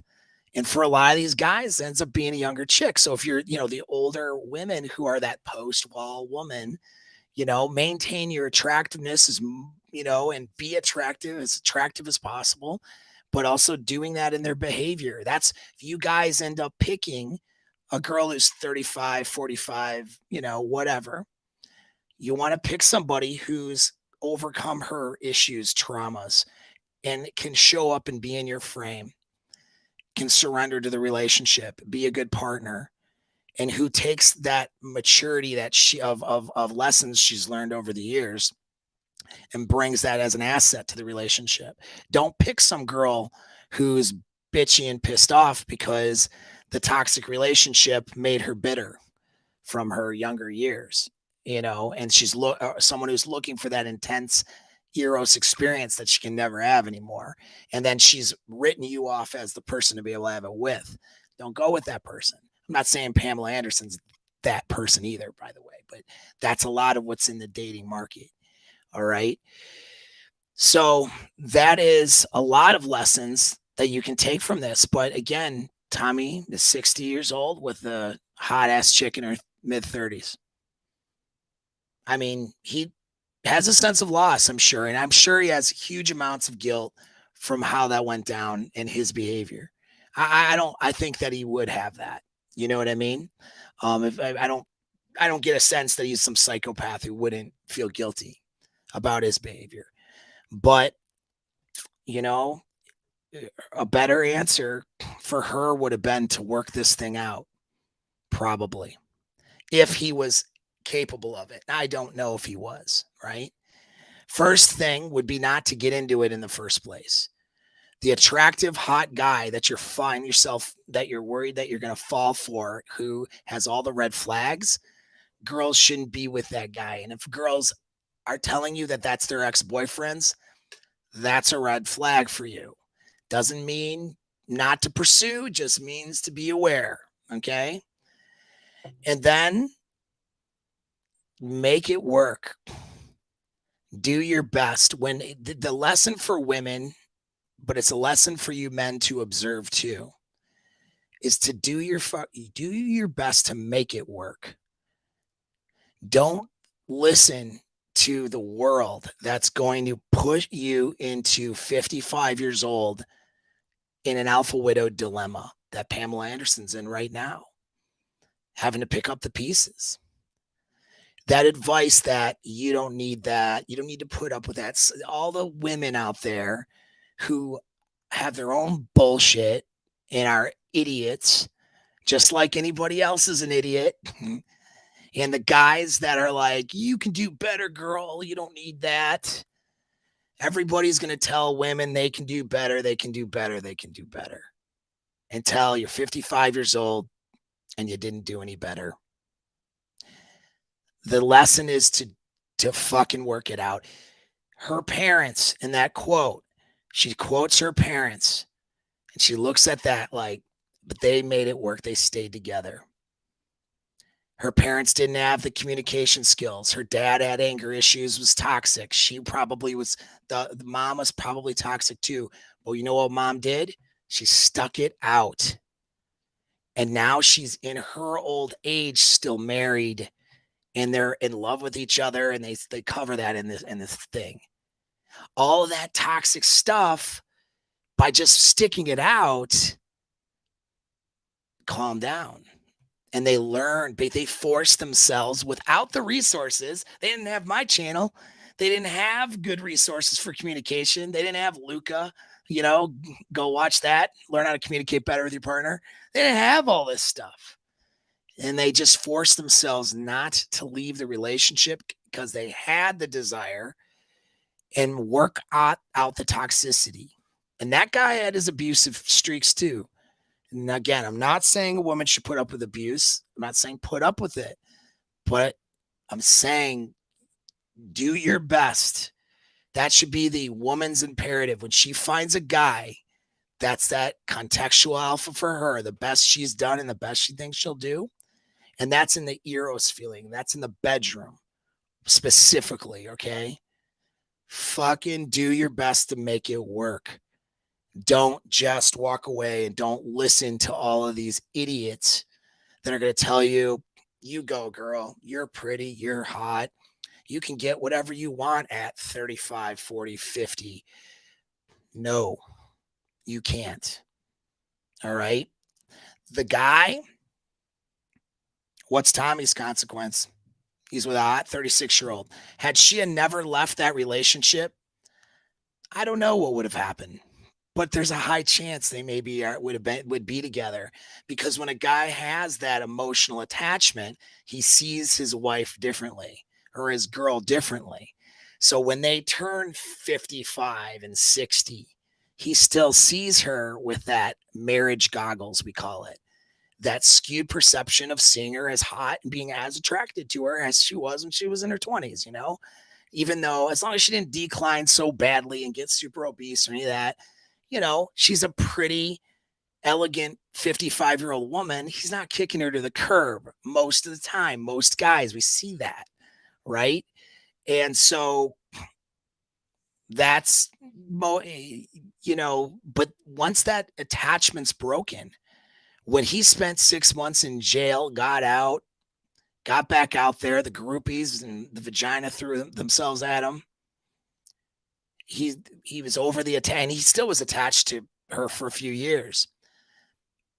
Once time goes away, that guy ain't going back.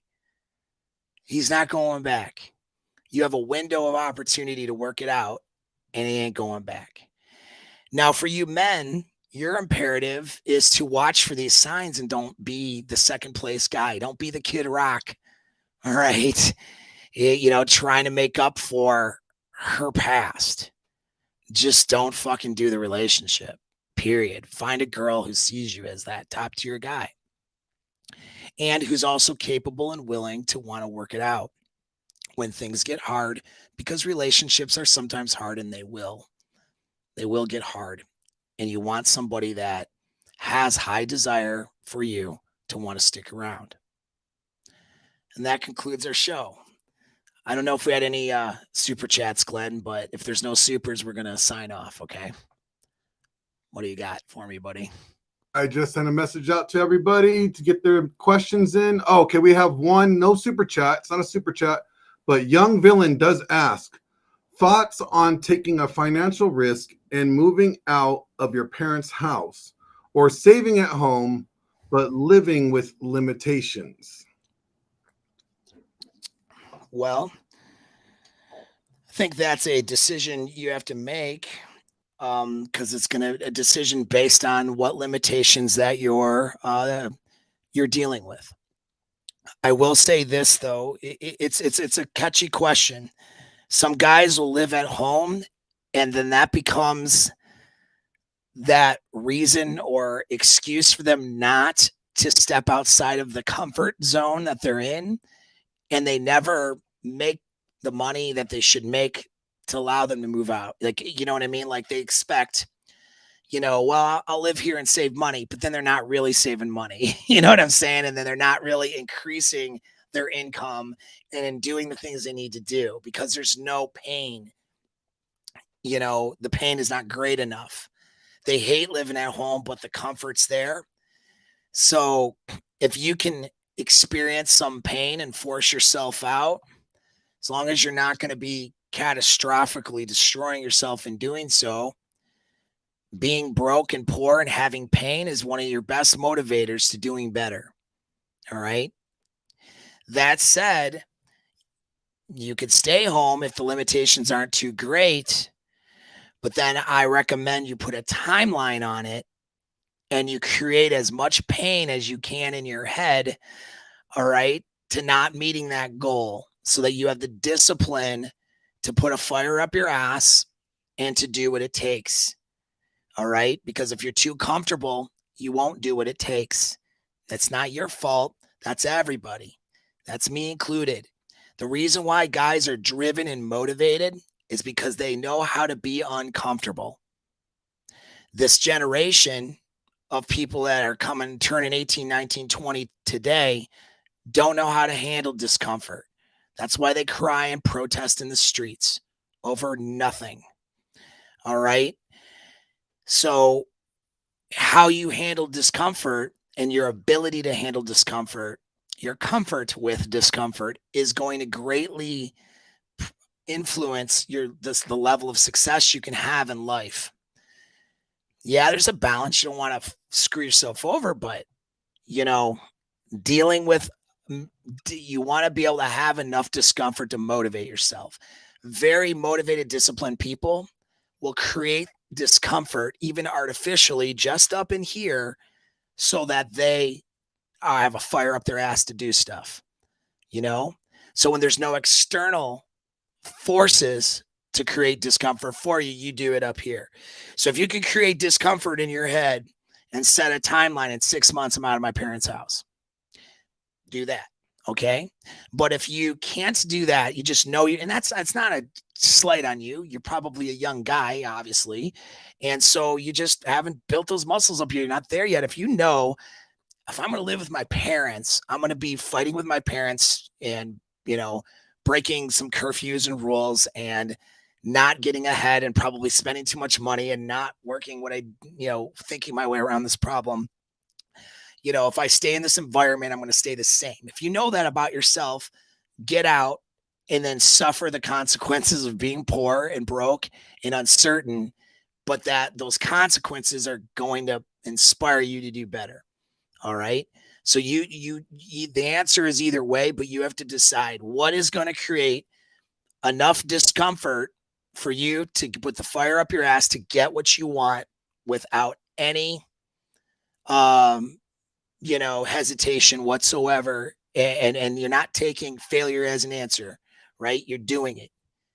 That's what you need to do. You need to fucking do it. Okay. And have the discomfort to do it. All right.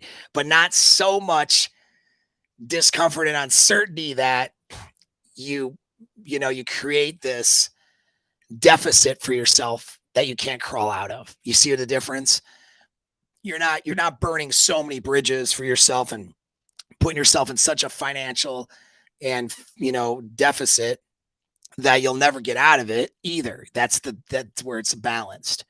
All right. So know that balance between being uncomfortable and maybe working through it, but also maintaining as much advantage as you can and not putting yourself in such a big deficit that you can't get out of it. That's where you want to maintain that balance. And that could mean living at home for a little bit, but then I recommend putting a timeline on it and lighting a fire up your ass through discomfort. Or it could mean that you just say, fuck it, and move out and force yourself to deal with those consequences, because the consequences aren't going to kill you. It's not so great. You make enough money, you do enough things where you can make it work and you then figure it out. Right. So that's it. But just don't be afraid to be uncomfortable. That's the best advice I can give you. Actually, look for some discomfort, but look for discomfort and better problems. You don't want your discomfort to be like, I'm going to be homeless this month if I don't, sell this thing at my sales job. Like, you don't want that. You want your discomfort to be shit. I want to buy this house that's $500,000 or $800,000 or $1 million. I mean, I guess we live in California, that's 3 million. If you live in Michigan, it's like 200,000. But you're like, I want to get this house next month. I'm not comfortable because I'm not there yet. And maybe I need to do it in 6 months or something, right? You want those problems. You don't want. You said 3 million for what? I don't know. Cardboard box? Exactly. That's why I'll never move to California. Glenn's rich. He's a multimillionaire. You wouldn't know it though. You wouldn't know it because of the price of everything in California. He is. No, Rich. Yeah. And I'm fixing to move out of the state. And I'll do my content from another state and fly back for movies and stuff. But yeah, it's probably less expensive, bro. Oh yeah, trust me, like it's getting ridiculous out here. But I do want to point out a few topics or things that they were mentioned in the chat. We got John Thomas recommended get your own place. Took me until my 30s to leave home. One of my many mistakes. T.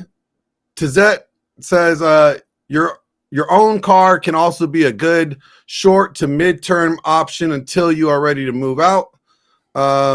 John also comes back. It's like, why don't you renegotiate those limitations if you're going to stay at home? And then he follows up. You may find some of those perceived limitations are limiting beliefs, not real limitations. And I want to point out, like, if you're a young guy, really.